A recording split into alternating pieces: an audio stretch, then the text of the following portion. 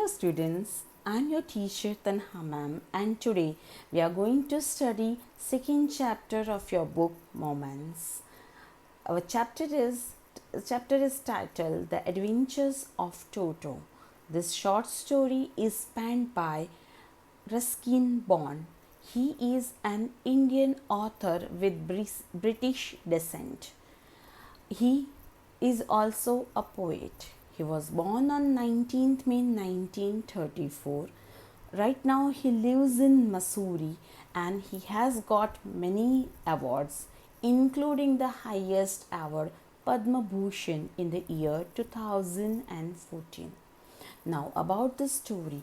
The story is about a very mischievous pet monkey, a little monkey called Toto. And that's why the story is titled The Adventures of Toto. Now, before we read, let's see what is given here.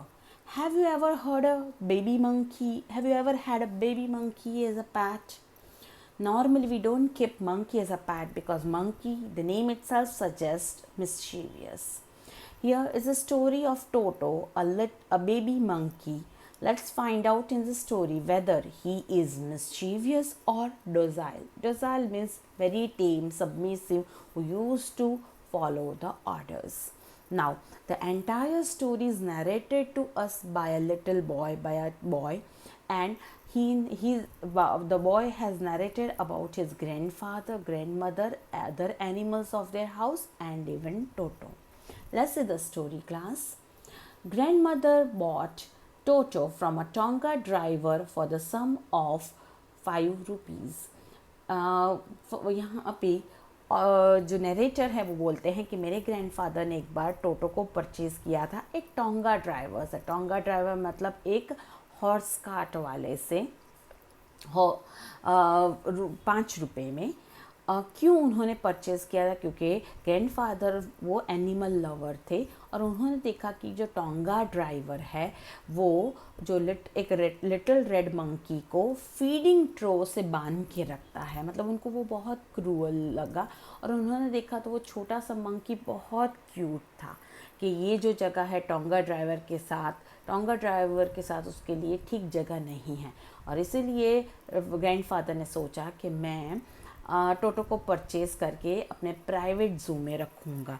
यहाँ पे private zoo का मतलब है कि grandfather वो बहुत दयालु थे. वो जब भी कोई बर्ड को, कोई एनिमल को प्रॉब्लम में देखते थे, तकलीफ़ में देखते थे, तो वो उसको तुरंत ही परचेज़ करके अपने घर में लाते थे और उसको बहुत अच्छे से रखते थे. अब यहाँ पे वर्ड यूज़ हुआ है फीडिंग ट्रो. ये फीडिंग ट्रो क्या है मैं आपको इमेज बताती हूँ, you will get the idea. अच्छा, ये फीडिंग ट्रो है. मतलब ये जो ट्रो होती है रेक्टेंगुलर बार होता है, उसमें नॉर्मली हॉर्स को, काऊ को पानी और खाना दिया जाता है. You people might have seen. So ऐसा वो हॉर्स का ट्रो था टोंगा ड्राइवर के पास. उसके साथ वो टोटो को बांध के रखता था. That's why grandfather purchased him. Further, Toto was a pretty monkey. बहुत ही प्यारा सा मंकी था. उसकी जो आँखें थी, जो आईज थी, वो बहुत ब्राइटली स्पार्कल करती थी और उसके डीप आईब्रोज के नीचे, लेकिन उसकी आँखों में हमेशा एक शरारत झलकती थी. उसकी आँखों में आप देख सकते हो कि वो आँखों में से दिखता था कि वो बहुत शरारती हैं. And his teeth which were pearly white, उसके टीथ बहुत ही वाइट थे, were often displayed in a smile that frightened the life out of elderly Anglo-Indian ladies. कभी कभी जब वो लोग बाहर जाते और जो मंकी था वो अपने सारे दांत दिखा के हंसता था, तो Anglo Indian ladies means British ladies जो इंडिया में रहती हैं या इंडिया में सेटल हुई हो, वो लेडीज़ उसको जब देखकर एकदम से डर जाती थी, एकदम से जब वो स्माइल करता था तो. But his hands looked dried up as though they had been pickled in sun for many years. Of course, looks बहुत ही प्रिटी था, बहुत ही अच्छा लुक था मंकी का, लेकिन उसके जो हाथ थे, उसके जो पंजे थे, वो बहुत ही रफ थे, बहुत ही डार्क थे. ऐसा लगता था कि जैसे उसके जो हैंड्स है, फिंगर्स हैं, वो बहुत सालों तक सनबर्न हो चुके हैं, एकदम से रफ हो चुके हैं. बट उसकी जो फिंगर्स थी वो बहुत क्विक और विक्ड थी. विक्ड का मतलब है कुड क्रिएट मिसचिफ, लेकिन उसकी फिंगर्स ही बहुत फास्ट मूव करती और कभी ना कभी कुछ ना कुछ शरारत करती रहती थी। और एक चीज़ थी उसकी टेल, उसकी जो टेल थी, ग्रैंडफादर ऐसा बोलते थे कि एनिमल्स में उसकी टेल अच्छी होनी चाहिए जिससे एनिमल अच्छे दिखें। तो यहाँ टोटो के केस में भी उसकी टेल बहुत अच्छी थी, सिर्फ दिखने में अच्छी नहीं थी लेकिन उसकी टेल उसके लिए थर्ड हैंड का काम करती थी। जैसे कि उसको यदि कभी कोई ब्रांच से लटकना हो या कभी कोई फूड हो जो उसके हाथ में नहीं आता हो, वो आराम से अपनी टेल से वो फूड को ले लेता था। Okay, so let's see the text. That is, but his hands looked dried up as though they had been pickled in sun for many years. Pickled matlab dried in for many years. Yet his fingers were quick and wicked. Wicked means could create mischief, and his tail, while adding to his looks. Grandfather believed a tail would add to anyone's good looks. So his tail also served as a third hand, as I told you. He could use it to hang from a branch, and it was capable of scooping up. Scooping up का मतलब होता है picking up. Picking up any delicacy. Delicacy का मतलब होता है food that might be out of reach of his hands. जो food उसके हाथ में नहीं आता था, उसके हाथ वहाँ तक नहीं पहुँचते थे, वो अपने टेल से ले लेता था. Further, grandmother always fussed with grandfather when grandfather brought home some new bird or animal. जब भी ग्रैंडफादर कोई नया बर्ड या एनिमल घर पे लाते थे तो ग्रैंडमदर को वो नहीं अच्छा लगता था. She use to show dislike. Fuss का मतलब होता है dislike. She use to show dislike. Grandmother क्यों डिसलाइक दिखाती थी? क्योंकि ग्रैंडफादर वो एनिमल लवर थे. जैसे भी कोई एनिमल या बर्ड को प्रॉब्लम में देखते थे उसको उठा के घर पे लेके आते थे. और वो फाइनेंशियली इतने वेल टू डू नहीं थे कि इतने सारे एनिमल्स को वो रख सके, अच्छे से रख सके. इसलिए जब भी ग्रैंडफादर को एनिमल या बर्ड लाते थे ग्रैंडमदर को अच्छा नहीं लगता था. सो इस बार ऐसा डिसाइड हुआ कि ग्रैंडमदर को नहीं बताते. थोड़े दिन तक ग्रैंडमदर को टोटो की बात छुपा के रखते हैं टिल उनका मूड अच्छा नहीं होता है. So it was decided that टोटोज presence should be kept a secret from her until she was in a particularly good mood. तो फिर नैरेटर ने और ग्रैंडफादर ने क्या किया? उन दोनों ने जो नैरेटर है, जो लड़का है, उसके रूम में एक क्लोजेट था. क्लोजेट मतलब कबोर्ड था. अभी किस तरह का कबोर्ड था? पहले ज़माने के लोग क्या करते थे कि वो दीवार में ही एक कॉलम बना के उसके अंदर ही कबोर्ड बनाते थे और बाहर से वो कबोर्ड को वो दरवाज़े लगा के बंद कर देते थे. मतलब अंदर दीवार होती थी, अंदर पीछे वुडन बैक नहीं होता था और उसको फिर ऊपर से दरवाजे लगा देते थे.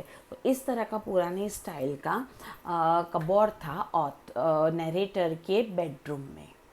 ओके, तो उन्होंने अंदर एक किल लगाया हुआ था. वो जो दीवार थी उस पर किल लगाया हुआ था. वो किल फिर उन्होंने टोटो को एक रस्सी से बांधा और दूसरा वो रस्सी का दूसरा छोर उन्होंने बांधा वो किल पे, वो हुक पे, और टोटो को कबोर्ड में अंदर बंद कर दिया. Okay, so grandfather and I put him away in a little closet. Closet means cupboard opening into my bedroom wall, where he was tied securely, or so we thought, to peg fastened into the wall. Peg मतलब किल, nail, जो hook जो अंदर लगाया हुआ था उसके साथ जो वॉल में जो हुक फास्टन किया हुआ था, लगाया हुआ था, उससे उन लोगों ने टोटो को बांध दिया. A few hours later, when grandfather and I came back to release Toto, we found that the walls, which had been covered with some ornamental paper chosen by grandfather, now stood out as naked brick and plaster. जब थोड़े घंटों बाद grandfather और narrator वहाँ पे गए टोटो को cupboard में से निकालने के लिए, तो उन्होंने क्या देखा कि वो जो कबोर्ड था, मैंने बोला कि वॉल पे ही, वॉल के बाहर की साइड ही वो कबोर्ड बना देते हैं, तो वॉल में वो प्लास्टर और ब्रिक्स देखे नहीं ना, इसलिए वो लोग क्या करते थे कि वो वॉल पे वॉल पेपर लगा देते थे. तो जब वो देखने के लिए गए तो टोटो ने पूरा वॉलपेपर अपने नाखून से फाड़ दिया था और वहाँ से वॉल और प्लास्टर दिख रहा था। प्लस इतना ही नहीं किया था, उसने क्या किया था, वो जो कील लगाई हुई थी जिससे उसको बांधा था, वो कील को भी ज़ोर से खींच के सॉकेट में से निकाल दिया। सॉकेट मतलब जो होल होल जिसमें कील फिक्स की जाती है, वो कील को भी खींच के, बड़े ज़ोर से खींच के सॉकेट में से निकाल दिया था। The peg means skill, that is nail. The peg in the wall had been wrenched मतलब pulled out from its socket, and my school blazer which had been hanging there was in shade. और इतना ही नहीं किया था, उसने जो narrator है, जो बॉय था, जो स्कूल गोइंग बॉय था, उसका जो ब्लेजर होता है, स्कूल ब्लेजर मतलब कि स्कूल कोट होता है, उसको भी उसने फाड़ दिया था, उसके भी उसने टुकड़े टुकड़े कर दिए थे। आई wandered that grand mother would say. मुझे ये ख्याल आया, जो नरेटर है वो बोलता है, मुझे ये ख्याल आया कि यदि ग्रैंड मदर को पता चलेगा कि टोटो ने इतनी सारी शरारत की है, इतना सारा नुकसान किया, तो वो क्या कहेगी। लेकिन ग्रैंडफादर को यहाँ पे ज़रा भी चिंता नहीं थी। इनफैक्ट वो तो खुश हो गए कि वाह, टोटो कितना इंटेलिजेंट है, कितना एक्टिव और कितना इंटेलिजेंट है कि इतने छोटे से टाइम में भी उसने इतना सारा काम कर दिया।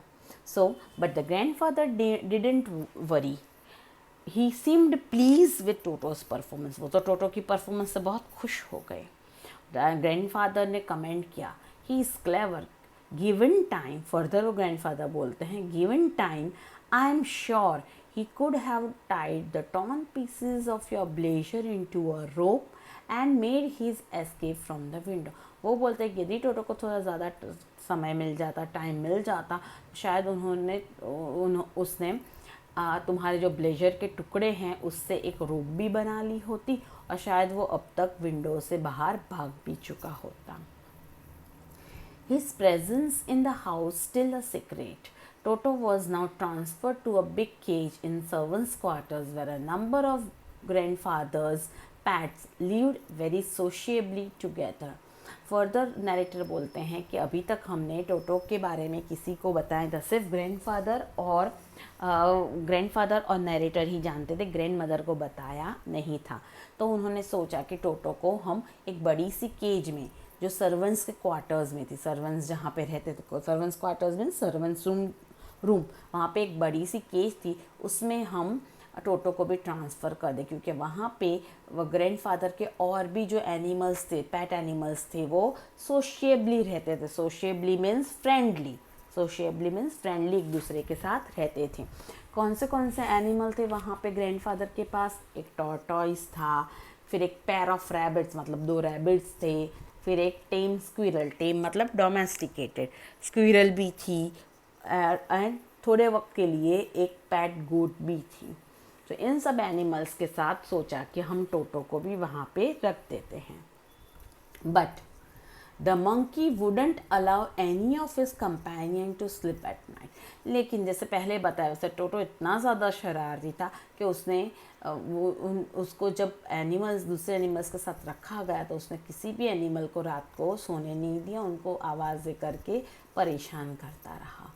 सो grandfather, who had to leave Dehradun next day to collect his pension in Saharanpur, decided to take him along.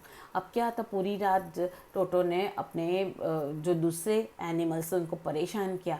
अब ग्रैंडफादर को तो दूसरे दिन वो रिटायर्ड हो गए थे, तो उनका पेंशन, वो लोग रहते थे देहरादून से उनको ट्रेन में सहारनपुर जाना था अपना पेंशन लेने के लिए। तो उन्होंने सोचा कि टोटो को भी मैं अपने साथ ले जाता हूँ, अदरवाइज़ टोटो यहाँ पे सबको परेशान करेगा। तो उन्होंने वो टोटो को अपने साथ ले गए। Unfortunately, I could not accompany grandfather on that trip, but he told me about it afterwards. Author further कहते हैं, नरेटर कहते हैं कि मैं तो उस दिन ग्रैंडफादर के साथ नहीं जा पाया देहरादून से सहारनपुर, लेकिन ग्रैंडफादर ने मुझे पूरा उसके बारे में बताया उनके वापस आने के बाद। ग्रैंडफादर ने क्या किया था, a big black canvas kit bag was provided for Toto. उन्होंने एक बड़ी सी कैनवास की जो बैग होती है, जनरली हम लोग बाज़ार से सामान भर के लाते हैं बड़ी सी कैनवास बैग में, वैसे बिग ब्लैक कैनवास बैग तैयार की टोटो के लिए। और उसमें नीचे उसके बॉटम में थोड़े स्ट्रॉ मतलब थोड़ा सा घास फूस डाल दिया, जिससे कि टोटो कंफर्टेबल रहे। बिकेम हिज न्यू एबोर्ड, उन्होंने वो उसका नया रेसिडेंट हो गया। एबोर्ड मतलब टोटो का नया रेसिडेंट उसको दिया, एक कैनवास की बड़ी बैग में नीचे ग्रास डाल के, और फिर उन्होंने टोटो को अंदर रख के बैग को बंद कर दिया, जिससे टोटो बाहर निकले नहीं और वहाँ से भाग ना पाए। Toto could not get his hands through the opening. The canvas was too strong for him to bite his way through. एक तो टोटो का बैग में से बाहर भी नहीं निकल सकता था, प्लस टोटो अपना हाथ बाहर निकाल के बैग बंद कर दी इस तरह से कि टोटो अपना हाथ बाहर निकाल के भी चेन को खोल नहीं सकता था। उसके अलावा जो कैनवास की बैग थी, वो मटेरियल था कैनवास, वो इतना स्ट्रॉन्ग था कि वो उसको अपने दांत से या अपने नेल्स से कुतर के फाड़ नहीं सकता था। His efforts to get out only had the effect of making the bag roll about on the floor or occasionally jump into the air. Of course Toto शरारती था, वो बैग में तो बंद रहेगा नहीं, उसने बहुत एफ़र्ट्स किए बाहर निकलने को, लेकिन उसके एफ़र्ट्स इतनी हद तक ही कामयाब हुए कि वो बैग में रोल करता था। और वो जब स्टेशन पे थे ग्रैंडफादर, तो बैग को रोल होती थी फ्लोर पे, या कभी कभी वो अंदर उछलता था तो वो फ्लोर पे बैग उछलती थी। इससे ज़्यादा टोटो कुछ नहीं कर पाया। और वो टोटो जब जंप करता था एयर में बैग में, या फिर जब वो रोल करता था बैग में, तब वहाँ पे स्टेशन पे बहुत सारे लोग थे, ऑनलुकर्स थे, क्राउड ऑफ ऑनलुकर्स मीन्स स्पेक्टेटर्स जो थे, उनके लिए ये अट्रैक्शन हुआ। वो देखते रहे कि बैग में एक्चुअली हो क्या रहा है। An exhibition that attracted a anxious crowd of onlookers मतलब spectators on the Dehradun railway platform. तो देहरादून रेलवे प्लेटफॉर्म पे जो लोग थे उनके लिए ये एंटरटेनमेंट हो गया, टोटो का उछलना और रोल करना बैग में। Toto remained in the bag as far as Saharanpur, और टोटो शाहरंगपुर वो पहुँचे, वहाँ तक बैग से बाहर नहीं निकला। But while grandfather was producing his ticket at the railway turnstile, Toto suddenly poked his head out of the bag and gave the ticket collector a wide grin. अब टोटो शाहरंगपुर पहुँचे, वहाँ तक तो सीधा अंदर बैठा रहा, लेकिन जैसे ही वो लोग शाहरंगपुर पहुँचे और ग्रैंडफादर बिज़ी हो गए अपनी टिकट निकालने के लिए, रेलवे स्टेशन पर टिकट चेकर्स होते हैं जिनको आपको टिकट बतानी होती है, वहाँ पे वो खड़े रहे टिकट दिखाने के लिए। उतने में टोटो को मौका मिल गया कि वो बैग में से निकल आया। बैग में से उसने अपना सिर बाहर निकाला, और जो टिकट कलेक्टर वहाँ पे खड़ा था उसको अपनी वो ब्रॉड सी स्माइल, वो पूरे टिक दिखाने वाली स्माइल दी। अब यहाँ पे एक वर्ड हमारे पास है, रेलवे टर्नस्टाइल। ये टर्नस्टाइल क्या होता है? टर्नस्टाइल की मैं आपको इमेज दिखाती हूँ। ये होता है, देखो टर्नस्टाइल कहीं पे हमें अभी भी गार्डन्स में दिखने को मिलता है कि जिसमें एक टाइम पे एक ही इंसान अंदर आ सकता है, फिर ये फिर से घूमेगा और दूसरा इंसान आ पाएगा, तीसरा, उस तरह से आते हैं। इसको टर्नस्टाइल कहते हैं। पहले रेलवे स्टेशन पे भी ऐसा टर्नस्टाइल लगाते थे, जिससे इंसान खड़ा रहे और टिकट चेकर यहाँ खड़ा रहता है, वो टिकट चेक करता है, फिर ही आप आगे जा सकते हो। Okay, so that is called turnstile. या सो उसने बहुत अपने सारे दांत दिखाते हुए, वाइड ग्रीन मतलब smile with all the teeth. So the poor man was taken a back. जो टिकट कलेक्टर था, टिकट चेकर था, एकदम से डर गया और वो एकदम शॉक हो गया। Was taken a back means he was shock, but with great presence of mind and much to grandfather's annoyance। लेकिन वो बहुत इंटेलिजेंट था, तुरंत ही उसने अपने आप को संभाल लिया, और टिकट कलेक्टर ने, और फिर उसने ग्रैंडफादर को इरिटेट करते हुए बोला, sir you have a dog with you, you will have to pay for it accordingly. उस वक्त हम कोई भी एनिमल को यदि ट्रैवल करवाते हैं ट्रेन में तो उसका चार्जेस लगता था। तो उसने अपनी बड़ी अक्लमंदी दिखाई वो टिकट कलेक्टर ने, और ग्रैंडफादर को एनॉय करते हुए, ग्रैंडफादर को इरिटेट करते हुए कहा कि सर आपके पास एक डॉग है और आपको डॉग के का चार्ज पे करना पड़ेगा, डॉग की टिकट भी लेनी पड़ेगी। In vain did grandfather take Toto out of the bag. Toto in vain मतलब विदाउट सक्सेस। इन वेन का मतलब याद रखना, क्योंकि ये जो सेंटेंस है थोड़ा सा जम्बल्ड किया हुआ सेंटेंस है, मैं आपको समझा रही हूँ। इन वेन का मतलब होता है विदाउट सक्सेस। ग्रैंडफादर ने वो टिकट कलेक्टर को बताने के लिए कि भाई मैं जो कैरी कर रहा हूँ वो डॉग नहीं है, मुझे टिकट लेने की ज़रूरत नहीं है अकॉर्डिंग टू रेलवे रूल्स, उन्होंने बैग में से टोटो को बाहर निकाला दिखाने के लिए कि भाई ये डॉग नहीं, ये तो मंकी है। इन वेन मतलब without success. Did he try to prove that monkey did not qualify as a dog, वो दिखाने की कोशिश की कि भाई मंकी है और वो डॉग के तौर पे उसको नहीं लिया जा सकता। और even as a quadruped means animal with 4 legs, उन्होंने ये भी कन्विंस करने की कोशिश की कि मंकी को हम 4 legged एनिमल नहीं गिन सकते। Toto was classified a dog by ticket collector and 3 rupees was the sum handed over as his fare.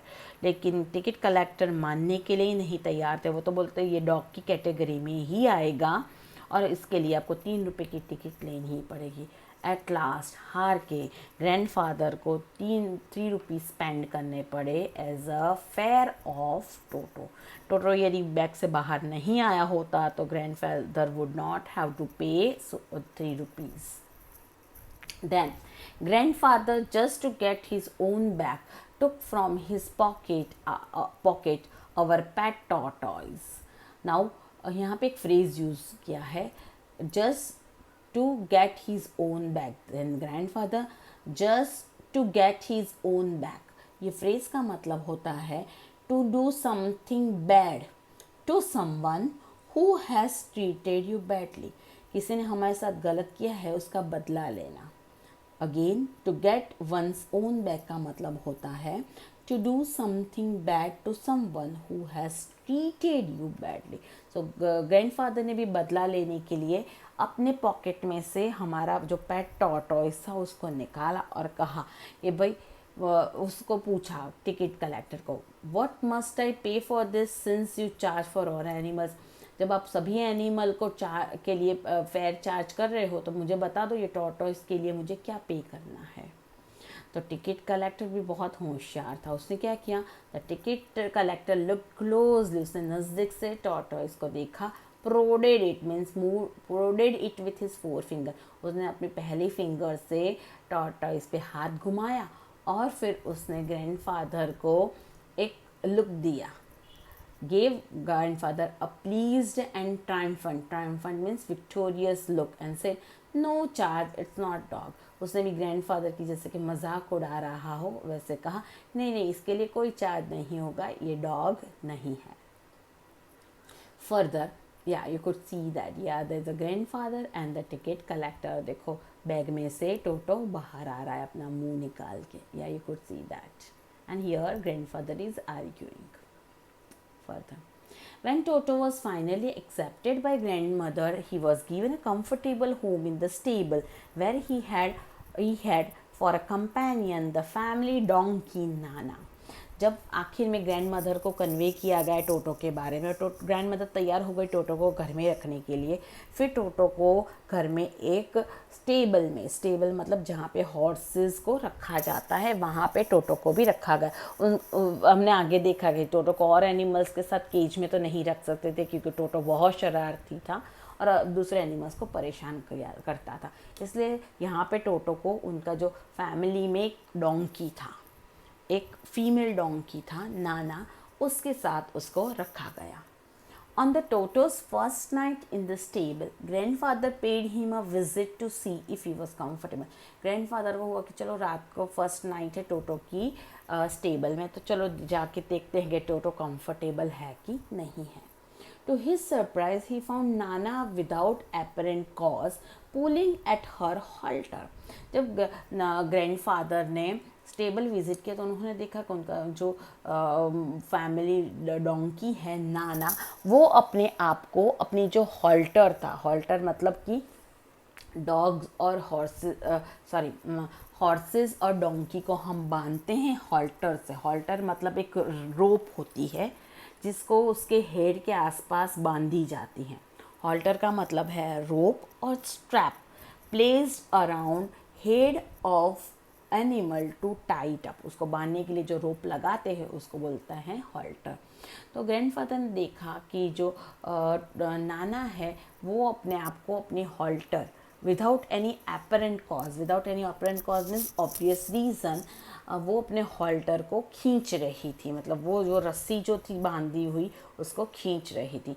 And trying to keep her head as far as possible from the bundle of hay. और ऐसा लग रहा था कि वो जो नाना थी वहाँ पे एक बड़ा सा बंडल था ड्राइड ग्रास का बड़ा सा बंडल था हीप किया हुआ, उससे अपने आप को अलग रखने की, दूर रखने की कोशिश कर रही थी। फिर से जब नाना पहुँचे स्टेबल तो उनको बहुत सरप्राइज़ होना अजीब लगा। क्या देख के अजीब लगा कि जो नाना, जो फैमिली डोंकी थी, वो कोई विदाउट कोई रीज़नेबल रीज़न नहीं था, फिर भी अपने आप को अपने हॉल्टर से पीछे खींच रही थी। एंड वो ट्राई कर रही थी कि वहाँ पे जो सूखा घास पड़ा था उससे अपने आप को अलग रखे। तो नाना को बहुत सरप्राइज हुई, ऐसा क्यों बिहेव कर ग्रैंडफादर को फील हुआ कि नाना क्यों ऐसा बिहेव कर रही है।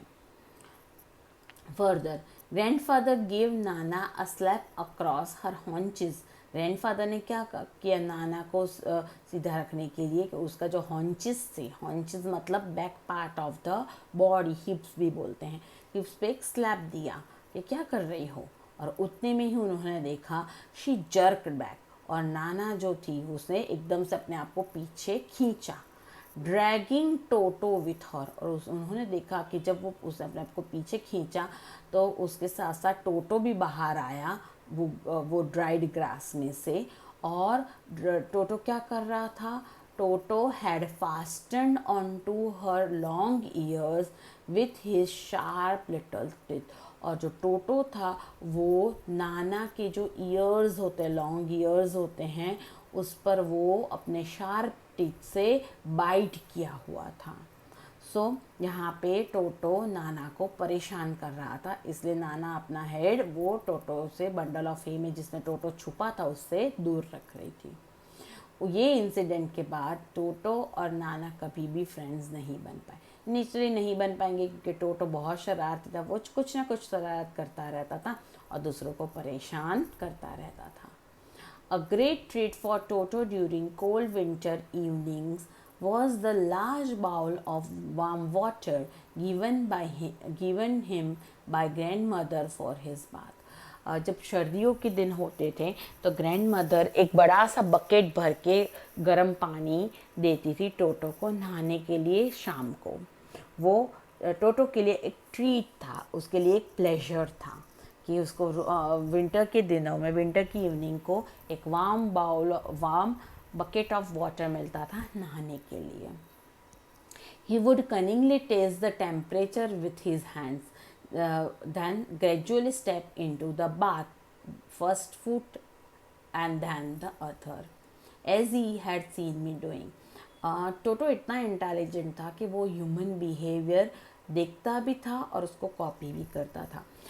टोटो ने कई बार ऐसा देखा था कि नैरेटर जब नहाने जाता है तो गर्म बाल्टी का जो पानी होता है, बकेट का पानी होता है, उसमें पहले अपने फिंगर अंदर डालेगा और चेक करेगा कि पानी को ज़्यादा गर्म तो नहीं है।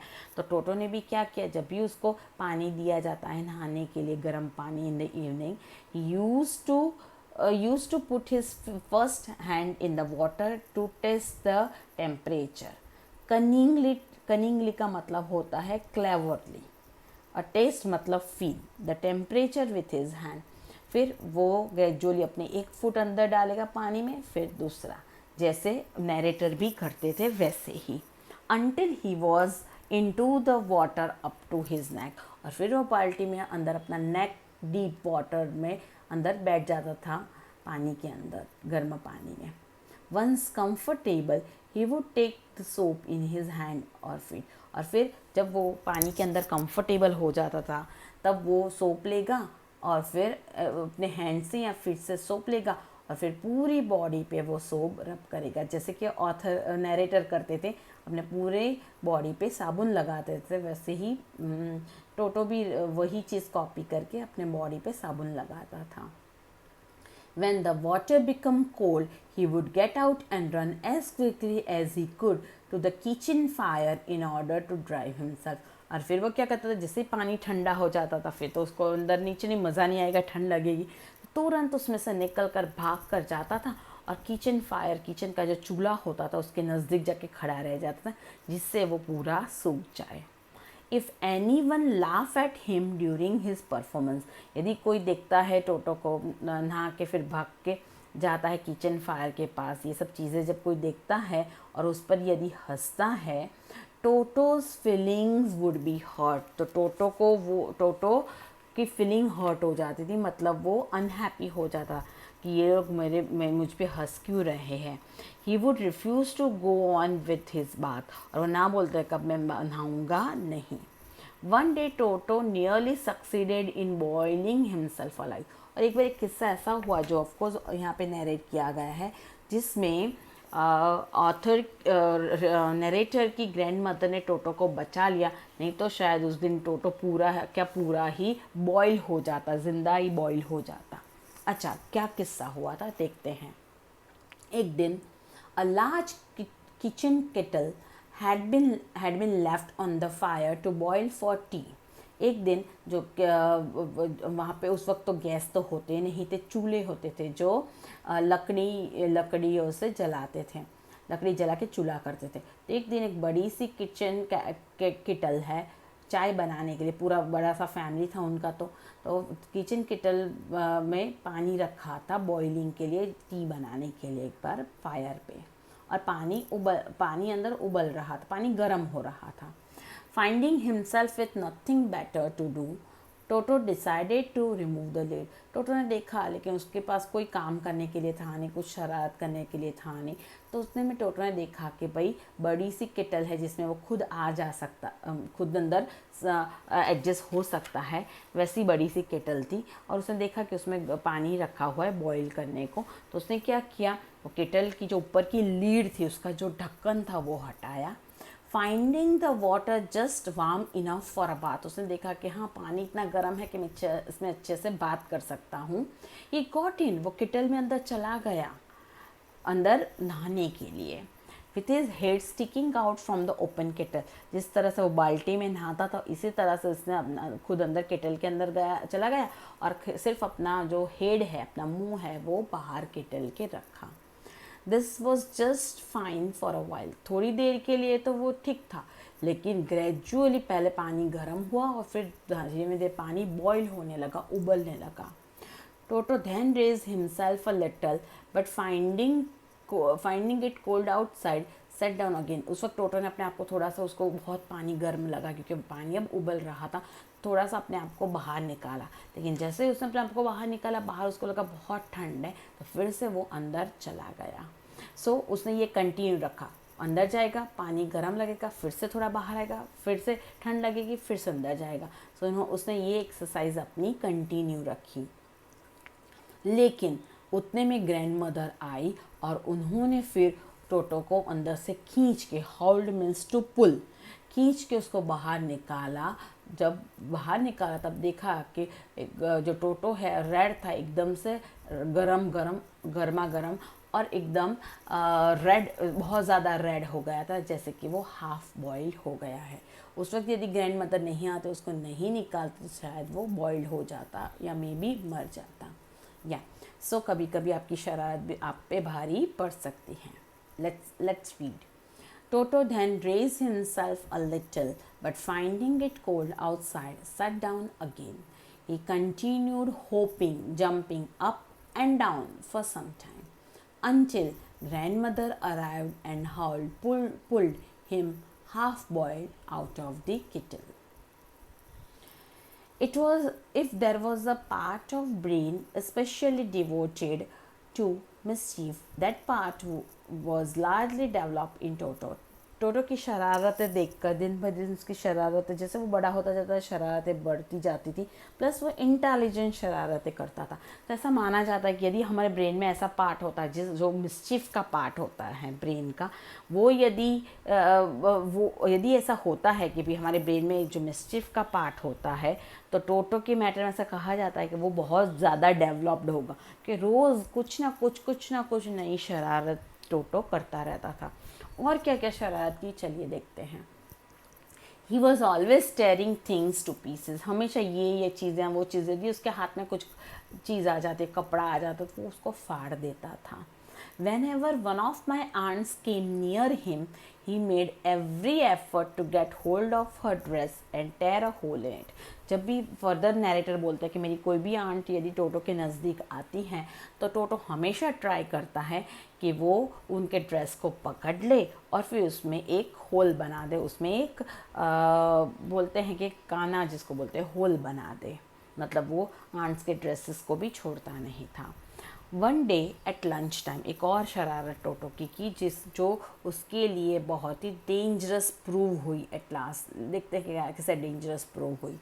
One day at lunch time a large dish of pulao, pulao होता है ना, राइस से हम पुलाव बनाते हैं, या so one day at lunch time a large dish of pulav stood in the center of the dining table. We entered the room to find Toto stuffing himself with rice. एक दिन lunch का time था और पूरा table तैयार कर दिया था खाने के लिए, और सब फिर फैमिली मेम्बर्स खाने के लिए टेबल पे आए। तब उन्होंने देखा कि टोटो टेबल पे बैठकर वो जो डिश में पुलाव था वो पुलाव खा रहा है। ग्रैंड मदर स्क्रीम्ड, क्यों ग्रैंड मदर स्क्रीम किया? क्योंकि वो ये सीधा प्लेट में से, वो बड़ी सी प्लेट में से पुलाव लेके खाता तो पूरा पुलाव ख़राब हो जाएगा। तो ग्रैंड मदर ने उस पर चिल्लाया, तो टोटो को बहुत गुस्सा आया। उसने क्या किया? Toto threw a plate at her, उसने एक प्लेट उठाई वहाँ टेबल पे पड़ी हुई और उसने ग्रैंड मदर के साइड फेंकी। One of my aunts rush forward, तो मेरी एक आंटी थी, वो आगे बढ़ी टोटो को पकड़ने के लिए। तो उसने क्या किया, वहाँ पे एक पानी से भरा हुआ ग्लास था, वो पूरा आंट के फेस पे फेंका। One of my aunts rush forward and received a glass of water in the face. When grandfather arrived, उतने में ग्रैंडफादर आए। Toto picked up the dish of pulao, क्योंकि टोटो ग्रैंडफादर से डरता था, यहाँ ऐसा कह सकते हैं, उसको ग्रैंडफादर की बात मानता था। उसने जैसे देखा कि ग्रैंडफादर आ रहे हैं तो उनकी बात माननी पड़ेगी, तो तुरंत टोटो ने क्या किया, पूरी जो डिश थी पुलाव की वो उठा ली और वहाँ से भाग गया, विंडो से वहाँ से भाग गया। फिर फैमिली मेम्बर उसके पीछे गए तो उन्होंने देखा कि वो एक जैक फ्रूट ट्री है, उस पर बैठा है और he was eating pulao from the dish. That's it. When my grandfather arrived, Toto picked up the dish of pulav and made his exit through a window. We found him in the branches of the jackfruit tree, the dish still in his arms. He remained there all afternoon. पूरे afternoon वो पुलाव खाता रहा tree पे बैठकर, eating slowly through the rice, determined on finishing every grain. सा बहुत ज़्यादा पुलाव था डिश में, सारा पुलाव वो धीरे करके पूरा खा गया। And then, in order to spite grandmother, who had screamed at him, he threw the dish down from the tree and chattered with delight when it broke into 100 pieces. और फिर टोटो ने पुलाव फिनिश करके क्या किया, वो जो प्लेट थी उसके हाथ में वो नीचे फेंक दी। क्यों? ग्रैंड मदर को चिढ़ाने के लिए। टू स्पाइट मतलब टू चिढ़ाने के लिए, ग्रैंड मदर को चिढ़ाने के लिए वो प्लेट नीचे फेंक दी। क्यों? क्योंकि ग्रैंड मदर ने उस पर चिल्लाया था, और जब वो प्लेट नीचे गिरी और वो टूट गई, 100 पीसेस उसके हो गए, छोटे छोटे पीसेस हो गए, तो वो आवाज़ें निकालने लगा खुशी से, ग्रैंड मदर को चिढ़ाने के लिए। Obviously Toto was not the sort of PAT. आगे मैंने बोला कि जो टोटो की लास्ट जो शरारत थी, वो शरारत उस पर भारी पड़ गई। क्यों? Obviously, initially, Toto was not the sort of pet we could keep for long. और फिर फैमिली ने तय किया कि टोटो ऐसा पेट नहीं है जिसको ज़्यादा दिन अपने घर में रखा जाए। एंड ग्रैंडफादर को भी वो रियलाइज़ हुआ कि नहीं, हम टोटो को अब ज़्यादा नहीं रख सकते। क्यों? क्योंकि वो खुद इतने पैसे वाले भी नहीं थे कि वो जो फ्रिक्वेंट लॉस होता है, जो घड़ी घड़ी टोटो जो नुकसान घर में करता है, वो सहन कर पाए। बहुत सारी चीज़ें टोटो करता था, जैसे कि वो डिश तोड़ता था, क्लोथ फाड़ता था, कर्टेन्स फाड़ता था, वॉलपेपर फाड़ता था, मतलब हर रोज़ कोई ना कोई नुकसान, लॉस टोटो करता था।